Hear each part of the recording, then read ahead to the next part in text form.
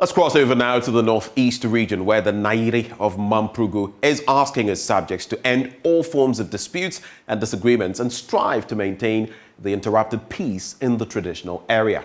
Nabohagu Abdullahi Muhammad Sharika II, on the occasion of this year's Fire Festival, also prayed to his ancestors to deliver his people from poverty and protect the land from calamity. Here's a report by Ilyasu Tanko.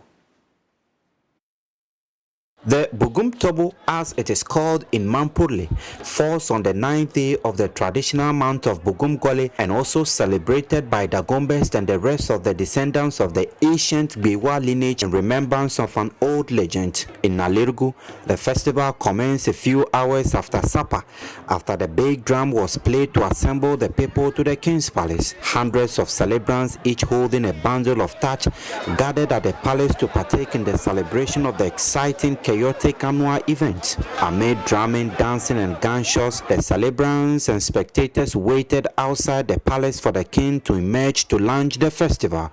Soon, Nabohagu Abdullahi Muhammad Sharika emerged through a procession made of his sub-chiefs, drummers and other royal court members. As soon as the king came out, an announcement was given to the almost uncontrollable crowd.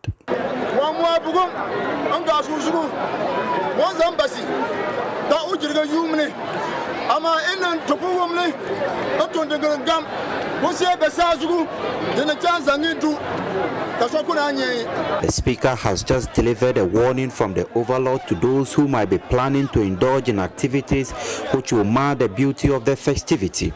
Then, through a charged atmosphere, the king set off the festival by throwing the first flaming touch after twirling it around his head 3 times. His elders tapped from his fire, and the rest of the crowd then tapped from each other until the last person's touch was lit. The celebrants then marched through the principal street, singing and chanting war songs, accompanied by loud sound of the big drum or sporadic blasts of gunpowder from the local warriors and hunters. The king does not take part in the route march and moves back to sit on stage, surrounded by his elders to await the return of the crowd.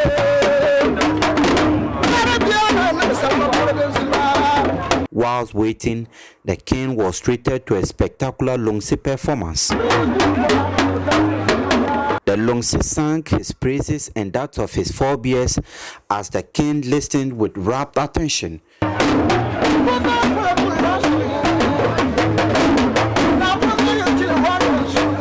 Upon the return of the crowd, the king's New Year message was disseminated by a senior royal court elder. The king is calling on all of us to continue to live together in peace and pacify one another with compromises. This year, the king is once again thankful to his ancestors for the peaceful and progressive year and called on the people to forgive one another and rally against poverty.